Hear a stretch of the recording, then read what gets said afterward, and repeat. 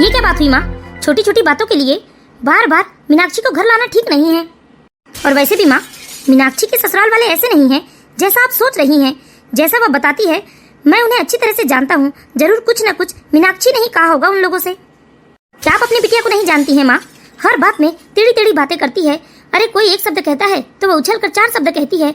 और उसने फोन में आपको कुछ बताया और आपने तुरंत ही मीनाक्षी की बात मान ली। कैसा भाई है तू? अरे तू अपनी बहन का दुश्मन है क्या? तेरे लिए उसके ससुराल वाले ज्यादा सगे हो गए और तेरी बहन पराई। तू अपनी बहन की बात पर भरोसा न करके उसके ससुराल वालों का विश्वास जता रहा है। माँ, पराई और सगी की बात नहीं है। मैं अपनी बहन को अच्छी तरीके से जानता हूँ। वह छोटी छोटी बात में कैसे नाराज हो जाती है, छोटी छोटी बात में बड़े बड़े जवाब देती है। वो देखा है मैंने कैसे चिढ़ती है मीनाक्षी छोटी छोटी बात में। चिढ़ती है तो क्या? अरे बीमार है वो, बीमारी की वजह से कमजोरी लग गई है उसे, चिड़चिड़ाहट होने लगी है उसे। अब ऐसी हालत में घर के इतने काम काज करेगी तो चिड़चिड़ाहट तो होगी ना, कमजोरी तो लगेगी ही ना। अरे कितने दिन से उसकी तबीयत ठीक नहीं है और चिड़चिड़ाहट के चलते गुस्से में कुछ कह भी दिया होगा अपनी सास को। तो अब उसकी सास को भी तो समझना चाहिए ना कि अभी बहू बीमार है, बीमारी से उठी है। देख बेटा, बहस मत कर, बहस करने का टाइम नहीं है। तू मुझे फटाफट मीनाक्षी के ससुराल ले चल। अरे तेरे विश्वास के चलते मेरी बेटी को कुछ हो गया तो? अरे कहाँ से लाऊंगी मैं अपनी बेटी? मेरी इकलौती बेटी है मीनाक्षी। माँ, समझने की कोशिश कीजिए। आप मीनाक्षी की आदत को अच्छे से जानती हैं, फिर भी मीनाक्षी पर इतना भरोसा कर रही हैं। हाँ, करूंगी भरोसा मैं। बेटी है वो मेरी। अरे मैं उसकी माँ हूँ, उसकी तड़प मैं बखूबी समझती हूँ।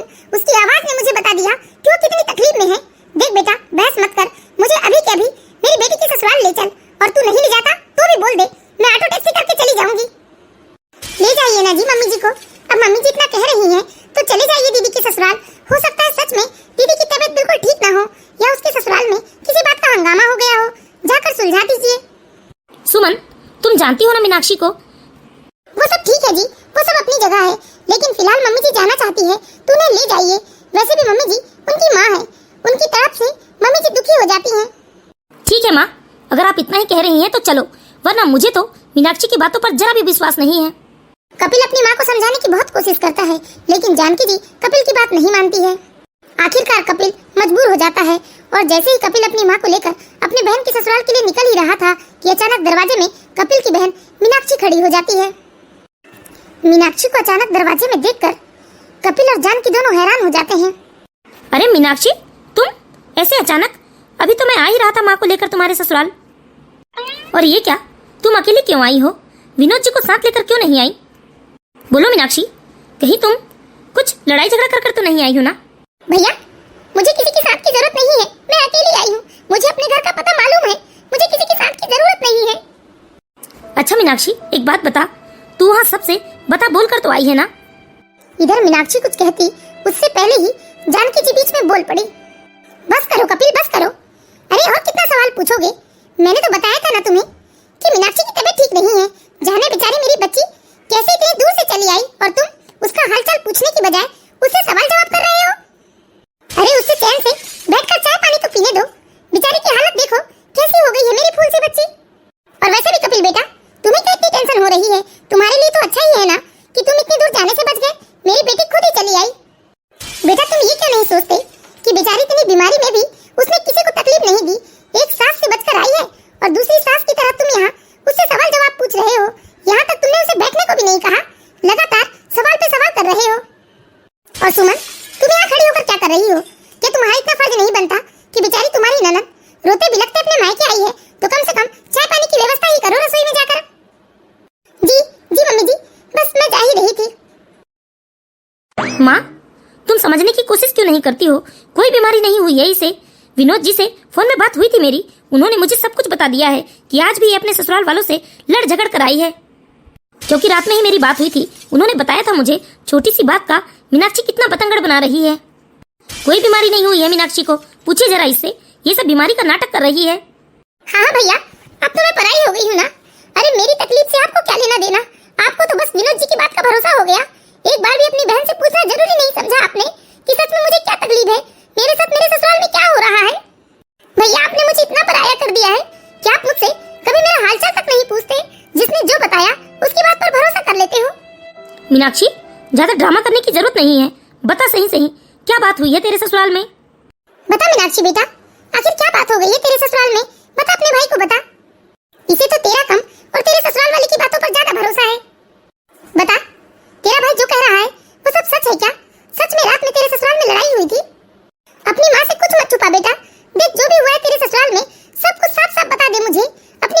विश्वास कर, तेरी माँ तेरे भाई की तरह नहीं है। तेरी माँ तेरे साथ हर परिस्थिति में खड़ी रहेगी। माँ की बात सुनकर तो मीनाक्षी और जोर जोर से रोने लगी और रोते हुए माँ को अपनी सारी बात बताने लगी। क्या बताऊं मम्मी मैं आपको?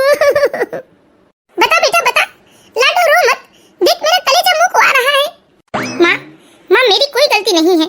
माँ मैं कहाँ उनसे लड़ना चाहती हूँ, वो लोग जानबूझकर मुझे मजबूर करते हैं कि मैं उनसे लड़ूं। और भैया आपको तो हमेशा मैं ही गलत नजर आती हूँ ना, आप हमेशा गलती मेरे अंदर ही निकालते हैं। मेरे ससुराल वाले आपकी नजरों में बहुत सही है ना। माँ मैं आपको क्या बताऊँ माँ, मुझे वहाँ नौकरानी से भी बदतर रखा जाता है। मैं अपने ससुराल में एक कप चाय भी शांति से बैठकर नहीं पी सकती माँ। जैसे ही चाय लेकर बैठती हूँ, सुबह सुबह एक से बढ़कर एक फरमाइशें आने लगती हैं। किसी को पकोड़े चाहिए तो किसी को आलू के पराठे चाहिए तो किसी को पोहा चाहिए। एक बात बताओ माँ, अरे मैं एक अकेली जान इतने सारे लोगों की फरमाइश कैसे पूरी कर सकती हूँ? क्या मैं इंसान नहीं हूँ माँ? फिर भी आप लोगों को मेरी ही गलती नजर आती है। अरे मत रो मेरी लाडो, चुप हो जा बिटिया, चुप हो जा। माँ उन लोगों ने तो कभी ये भी नहीं सोचा कि मैं उस घर की इकलौती बहू हूँ। थोड़ा लाड प्यार कर ले, बस नौकरों की तरह काम करवाते रहते हैं। मेरी कोई तबीयत खराब नहीं हुई थी माँ, मैंने झूठ बोला था आपसे। क्या तेरी तबीयत खराब नहीं हुई थी? तो क्या करती माँ, क्या करती? मैं सच कह रही हूँ माँ, मैं उन लोगों के अत्याचार से तंग आकर लड़ाई झगड़ा करके यहाँ आई हूँ और अब मैं यहाँ से जाने वाली भी नहीं हूँ। मुझे जाने के लिए जबरदस्ती कोई भी नहीं करेगा।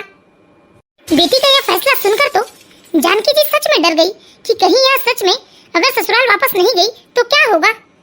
देवकी जी ने सोचा कि बेटी को प्यार से समझाने में ही भलाई है और जानकी जी ने अपनी बेटी को बड़े ही प्यार से समझाया। देख बेटा मीनाक्षी, ससुराल में थोड़ा बहुत नोक झोंक तो होता ही रहता है। कुछ उन लोगों को भी समझना चाहिए और कुछ तुम्हें भी बर्दाश्त करना पड़ेगा, तभी तो गृहस्थी चल पाएगी बेटा। माँ की बात सुनकर मीनाक्षी तो जैसे चिढ़ सी गई। माँ गृहस्थी चले या ना चले मुझे कोई मतलब नहीं है। मैंने साफ साफ बता दिया कि मैं नहीं जाऊंगी। अब उस घर में तो नहीं जाऊंगी, मैं कभी नहीं जाऊंगी।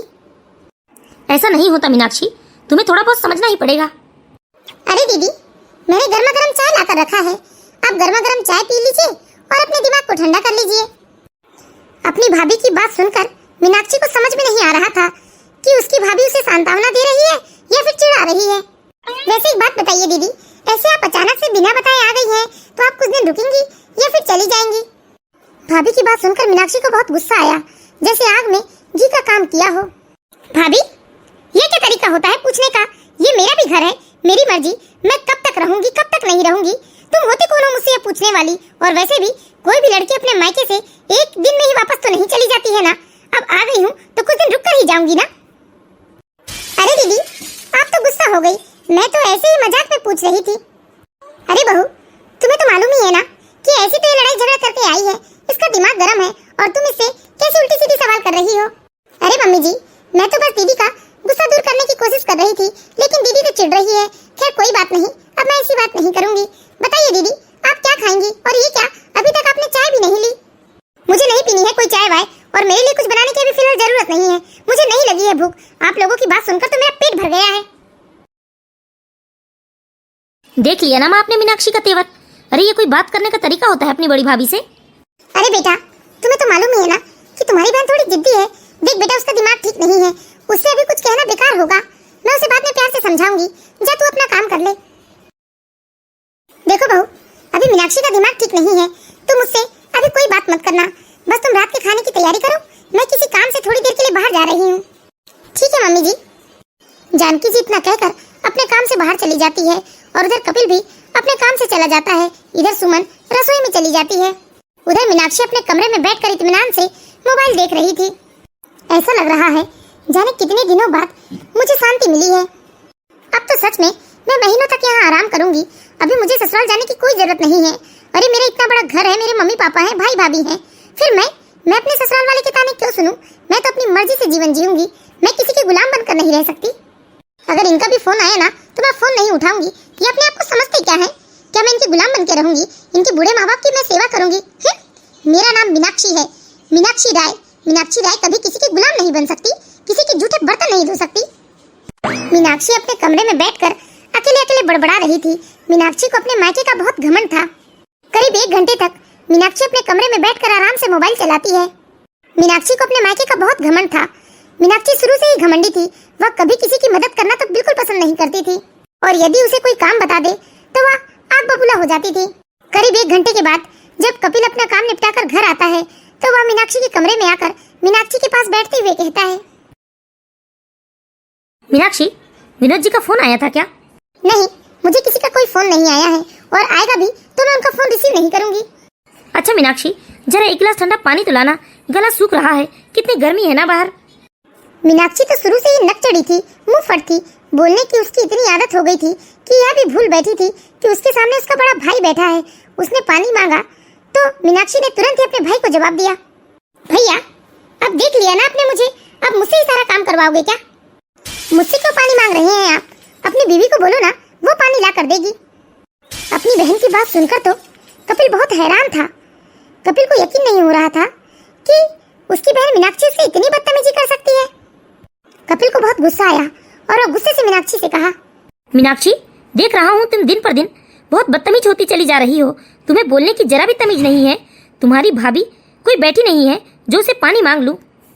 देख रही हो जब से आई हो तब से तुम तो यहाँ आकर आराम से बैठकर मोबाइल चला रही हो, लेकिन वह सुबह से अब तक रसोई में ही लगी हुई है। सबके लिए सबकी पसंद का खाना बना रही है, वो भी इतनी गर्मी में। और तुम यहाँ कमरे में एसी में बैठी हो और तुम्हें 1 गिलास पानी लाने को बताया तो तुमने मेरे साथ कितनी बदतमीजी की। हाँ मैं क्या करूँ, तो मुझे बहुत गर्मी लगती है और किचन में रहना तो मुझे बिल्कुल पसंद नहीं है। अच्छा मीनाक्षी, ये गर्मी सिर्फ तुम्हारे लिए है क्या? सिर्फ तुम्हें ही गर्मी लगती है? जैसे दिन भर बैठकर तुम कमरे में फोन चला रही हो ना, वैसे अगर किचन में जाकर कुछ हाथ ही चला देती तो तुम्हारी भाभी की कितनी मदद हो जाती। तुम्हारी भाभी भी बेचारी किचन से जल्दी फ्री हो जाती। और वैसे भी जब तुम्हें यही आना है, यही रहना है, तो अपने भाभी के साथ बनाकर तो रखना होगा तुम्हें। भाभी के काम में हाथ तो बटाना होगा तुम्हें, ताकि उसे भी तुम्हारा यहाँ बार बार आना बुरा ना लगे। कपिल की तीखी मगर सच्ची बातें सुनकर तो मीनाक्षी के तन बदन में जैसे आग लग गई। तुरंत ही वो गुस्से में अपने भैया से बोली, भैया अगर आपको अपनी बीवी की इतनी ही चिंता हो रही है ना, तो जाकर आप ही क्यों नहीं किचन में हाथ बटा देते और पानी भी लगे हाथ पी लेना। मुझे मत सिखाओ मुझे क्या करना है और क्या नहीं। आज तक मुझे मेरी माँ और पापा ने कभी कोई काम नहीं बताया, ना ही घर का कोई काम करवाया, और आप चाहते हैं कि मैं आपकी पत्नी के साथ मिलकर घर का कामकाज करूं?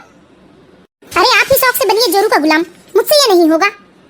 मीनाक्षी की इस तरह की जली कुटी बात सुनकर तो कपिल गुस्से में बौखला गया और जैसे वो मीनाक्षी को कुछ कहने ही वाला था कि तभी अचानक बीच में सुमन आ गई।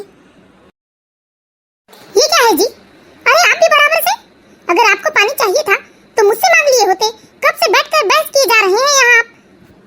जब आपको पता है कि आपके माँ बाप ने कभी भी इनसे 1 गिलास पानी भी नहीं मांग कर पिया है, तो फिर आपको पानी मांग कर पीने की क्या जरूरत है? जब ये अपने माँ बाप का कोई काम नहीं करती, अपने पति का काम नहीं करती, अपने ससुराल में किसी का काम नहीं करती, तो बताइए आपका ये क्या काम करेगी? बताइए क्यों करेगी आपका कोई काम?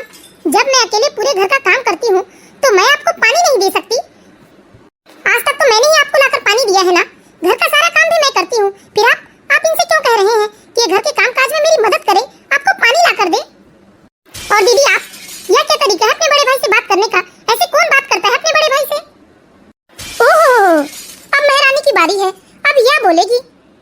आई बड़ी पति परमेश्वर के पक्ष में बोलने वाली। अभी तक तो पत्नी भक्त बोल रहे थे, अब पति भक्तन भी बोलने लगी। मीनाक्षी की बेहुदी की भरी बातें अब तो कपिल के बर्दाश्त के बाहर हो रही थी।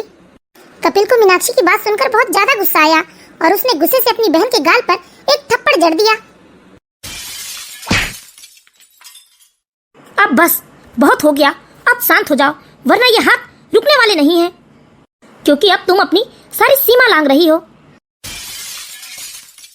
कपिल का बस इतना कहना हुआ और मीनाक्षी ने तो मानो जोर जोर से चीखना चिल्लाना रोना शुरू कर दिया। उसका रोना सुनकर कमरे में जानकी जी आ गई। जानकी जी को देखकर मीनाक्षी और ज्यादा ड्रामा करने लगी। माँ, माँ देखा आपने, भैया ने मुझ पर हाथ उठाया। माँ माँ ये बहुत बदतमीजी कर रही थी, अपनी सारी सीमाएं लांघ गई है। माँ भाभी के सामने भैया ने मुझे बहुत बेइज्जत किया, मुझ पर हाथ उठाया। माँ इस घर में मेरी कोई इज्जत नहीं है क्या? मैं इस घर की बेटी नहीं हूँ? मेरे इस घर पर कोई अधिकार नहीं है। माँ भैया जलते हैं मुझसे। आपके बाहर जाने के बाद इन दोनों ने मुझे बहुत सुनाया। माँ बहुत उल्टा सीधा कहा, यहाँ तक इन्होंने मेरे ऊपर हाथ तक उठा दिया।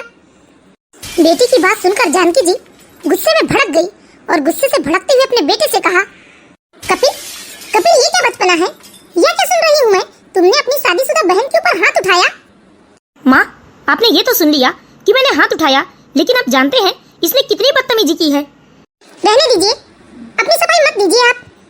देखो माँ, अरे कितना साजिश रचते हैं ये दोनों मिलकर। दोनों पति पत्नी अब कितने सीधे बनने का नाटक कर रहे हैं। देखो माँ, कैसे सती सावित्री बन रही है, कैसे नाटक कर रही है ये, और सारी बातें छुपाने के लिए भैया से चुप रहने को कह रही है। बस बस करो मीनाक्षी, बहुत बोल लिया तुमने।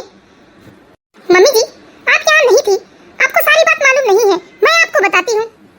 दीदी ने अपने बड़े भाई के साथ बहुत बदतमीजी की मम्मी जी। यहाँ तक मीनाक्षी दीदी ने इन्हें पत्नी का भक्त भी कह दिया। आप ही बताइए, क्या छोटी बहन का इस तरह अपने बड़े भाई से जबान लड़ाना शोभा देता है? बताइए मम्मी जी। माँ भाभी झूठ बोल रही है, ये एक नंबर की झूठी है, धोखेबाज है, दगाबाज है ये। बस मीनाक्षी बस करो, और कितनी बदतमीजी करोगी और कितना झूठ बोलोगी? क्या मैं तुम्हारी भाभी को नहीं जानती? पिछले 5 सालों से मैं तुम्हारी भाभी का व्यवहार अच्छी तरीके से जानती हूँ, ये झूठ नहीं बोल सकती। अच्छा माँ, अब आप भी इन लोगों की चिकनी चुपड़ी बातों में आकर अपनी बेटी को झूठी साबित कर रही हैं। बस मीनाक्षी बस, बहुत हो गया। अरे अपने बड़े भाई से जबान लड़ाना शोभा नहीं देता। तुम अपनी जिंदगी में कब सीरियस होगी? सही कहता है कपिल, गलती तुम्हारे ससुराल वालों की नहीं, गलती तुम्हारी है। अब चुपचाप जैसी आई हो ना, आज तो रह लो और कल सुबह ही अपने ससुराल वापस चली जाना। अब मैं तुम्हें लेकर अपने रिश्ते और खराब नहीं कर सकती। तुम्हें किसी एक से दिक्कत परेशानी हो तो समझ में भी आए, मायके भी आई तो भाई भाभी से दिक्कत है, ससुराल में ससुराल वालों से दिक्कत है। आखिर तुम खुश किससे रहती हो? कोई ऐसा व्यक्ति बता दो जिससे तुम्हें कोई तकलीफ नहीं है, जिसके साथ तुम खुश रह सकती हो। अरे हर किसी से अपने रिश्ते सिर्फ खराब करने आता है तुम्हें। खुद को बदल लो मीनाक्षी, खुद को बदल लो बेटा, नहीं तो जिंदगी में ऐसा मोड़ आएगा जब तुम बिल्कुल अकेली हो जाओगी, कोई तुम्हारे आगे पीछे नहीं रहेगा। माँ बाप जिंदगी भर के लिए नहीं रहते बेटा। माँ आप भी इन लोगों की बातों में आ गई। माँ, आपको अपनी बेटी पर भरोसा ना रहा। माँ, इन लोगों की बातों में आकर आप अपनी बेटी को सुनाई जा रही हैं। क्या आपको अपनी बेटी का जरा भी भरोसा नहीं? अब तो मीनाक्षी की बातें जानकी जी के बर्दाश्त के बाहर हो चुकी थी। अब तो जानकी जी को भी बहुत गुस्सा आया अपनी बेटी पर, और जानकी जी ने भी गुस्से से अपनी बेटी के ऊपर हाथ उठा दिया। बस बहुत हो गया, बहुत झूठ बोल लिया, बहुत नाटक कर लिया, बहुत ड्रामा कर लिया। लेकिन अब ये तुम्हारा ड्रामा नहीं चलने वाला है यहाँ, क्योंकि अब हम सब तुम्हें समझ गए हैं कि तुम कैसी हो। मैं तो तुम्हें पहले से ही जानती थी, लेकिन लग रहा था हो सकता है कि तेरे ससुराल वाले की गलती होगी। लेकिन तू आज भी नहीं बदली है, जैसे तू पहले थी आज भी तू वैसे ही है, और शायद पहले से कहीं ज्यादा बदतमीज हो गई है तू। माँ, मैं तो पहले ही कह रहा था कि विनोद जी ने इसकी सारी हरकतों के बारे में मुझे पहले ही बता दिया था। मुझे इस पर जरा भी भरोसा नहीं था। माँ, मैं तो आपके कहने की वजह से इसके ससुराल जाने को तैयार हो गया था, लेकिन मैं जानता था कि इसके सीधे साधे ससुराल वालों की कोई गलती नहीं है, और जब अपना ही सिक्का खोटा हो माँ, तो दूसरे को दोष देने से कोई फायदा नहीं। सही कह रहा है बेटा, तू बिल्कुल सही कह रहा है। और मैं तो आज एक बात साफ साफ कह देता हूँ माँ, मैं इसकी बदतमीजियां बर्दाश्त नहीं कर सकता। जब तक आप लोग है ना, तब तक ही इसका मायके से वास्ता होगा, लेकिन आप लोगों के बाद इसका मायका हमेशा के लिए खत्म हो जाएगा। क्योंकि मैं ऐसी लड़की से रिश्ता नहीं रख सकता जिसे अपने बड़े भाई की भी इज्जत की परवाह ना हो, जो अपने बड़े भाई भाभी की इज्जत ना करे, जो उनके साथ इतनी बदतमीजी करे। और माँ, इसका मायका भाई या भाभी की वजह से नहीं छूट रहा है, इसके मायके छोड़ने की जिम्मेदारी ये खुद होगी। अब मुझे इससे और कोई बात नहीं करनी है और ना ही कोई रिश्ता रखना है। चलो सुमन यहाँ से। नहीं जी, सुनिए तो, बच्ची है, सुनिए ना। नहीं, अब मुझे इससे और कोई बात नहीं करनी है और ना ही इसकी शक्ल देखनी है। मीनाक्षी दीदी, अभी भी समय है, सुधर जाइए, अपने व्यवहार में कुछ बदलाव लाइए। आज आपके भाई ने कितनी बड़ी बात कह दी, लेकिन हाँ, अगर आपने अपने आप को बदलने की कोशिश की, अपने आप में कुछ बदलाव लाया, तो हो सकता है मैं आपकी कुछ मदद कर सकती हूँ और आपके भाई को समझा बुझा सकती हूँ और आपका मायका खत्म होने से बचा सकती हूँ। अब ये आपकी जिम्मेदारी है, आप क्या चाहती हैं? अगर आपका मायका सच में हमेशा के लिए खत्म हो गया, तो दुनिया में आपसे ज्यादा बदनसीब लड़की और कोई नहीं हो सकती। सुमन भी अपनी बात खत्म करके वहाँ से सीधे रसोई में चली जाती है। बेटा सुधर जा बेटा, आज तेरे भाई भाभी ने तुझे कितनी बड़ी बात कह दी, संभल जा बेटा, अभी भी समय है। ऐसा ना हो कि मुझे भी ये कहना पड़े जो आज तेरे भाई ने तुझसे कहा है। क्योंकि तू नहीं सुधरी तो मैं तेरे चक्कर में बहू बेटे से अपना रिश्ता खराब नहीं कर सकती। बेटा मेरी बात को समझने की कोशिश करो, तुम्हारी भलाई इसी में है कि कल के कल तुम चुपचाप वापस अपनी ससुराल चली जाओ और ससुराल जाकर अपनी गृहस्थी संभाल लो, सबसे अपना व्यवहार ठीक कर लो। कल जब तुम्हारे पापा शहर से वापस आएंगे और ये सारी बातें तुम्हारे पापा को पता चलेगी, तो क्या बीतेगी उन पर कि उनके बेटे बहू ने उनकी बेटी से रिश्ता खत्म करने तक की बात कह दी है। और मैं अच्छे से तुम्हारे पापा को जानती हूँ कि तुम्हारे पापा कपिल और सुमन की बहुत इज्जत करते हैं, उन्हें बहुत मानते हैं, उनकी बातों पर वो हमेशा विश्वास करेंगे, ना कि तुम्हारी बातों पर। और मैं तुझसे विनती करती हूँ बेटा, सबसे बड़ी बात, आइंदा से कभी भी लड़ झगड़ कर यहाँ मत आना। यहाँ तभी आना जब तुझे तेरे ससुराल वाले इज्जत के साथ विदा करे या फिर दामाद जी तुझे खुद लेकर यहाँ आए। इससे ज्यादा और मैं तुझसे कुछ नहीं कह सकती। और मुझे लगता है कि मेरी सारी बातें तेरे समझ में जरूर आ गई होगी, क्योंकि देख आज तू कहाँ खड़ी है बेटा। तेरे साथ ना ही तेरे ससुराल वाले हैं और ना ही तेरे मायके वाले। अरे तेरी माँ तक तेरे साथ नहीं है बेटा। बता क्या तू सही है? अगर सच में तू सही होती तो आज कम से कम आधे लोग तो तेरे साथ खड़े होते ना। हो सकता है ससुराल वाले गलत हो सकते हैं, बुरे हो सकते हैं, लेकिन मायके वाले नहीं बेटा। मायके वाले तो हमेशा तेरी भलाई की ही बात करेंगे। जानकी जी रोते हुए अपनी बात कहकर कमरे से बाहर चली जाती है। ये क्या, आज तो मैं बिल्कुल भी अकेली हो गई हूँ। आज कोई भी मेरे साथ नहीं खड़ा है, यहाँ तक माँ बाप भाई भाभी कोई भी नहीं। मैं ही गलत हूँ, मेरा ही व्यवहार गलत है और मेरी ही गलतियों की वजह से आज मेरे साथ अपना कोई नहीं है। माँ सच कहती है, मुझे अपने ससुराल चले जाना चाहिए और अपने व्यवहार में बदलाव लाना चाहिए, नहीं तो सच में मेरा मायका हमेशा हमेशा के लिए खत्म हो जाएगा। आज पहली बार माँ की बातें मीनाक्षी की समझ में आ गई थी। मीनाक्षी अपने आप को बहुत अकेला महसूस कर रही थी। आज मीनाक्षी के साथ कोई नहीं था। मीनाक्षी अपने व्यवहार से आज खुद ही बहुत दुखी हो गई थी। मीनाक्षी ने जैसे तैसे रात तो अपने मायके में काट ली, लेकिन सुबह होते ही वो अपना सारा सामान लेकर अपने ससुराल वापस लौट गई। तो दोस्तों, हम आशा करते हैं कि आप लोगों को हमारी ये कहानी जरूर पसंद आई होगी। ये जरूरी नहीं है कि हमेशा गलती ससुराल वालों की हो। कभी कभी गलती हमारी अपनी बेटी की होती है, जिसकी गलतियों को हम नजरअंदाज करके उसकी गलती को और बढ़ावा देते हैं और हमेशा के लिए या तो उसका ससुराल खत्म कर देते हैं या तो उसका मायका।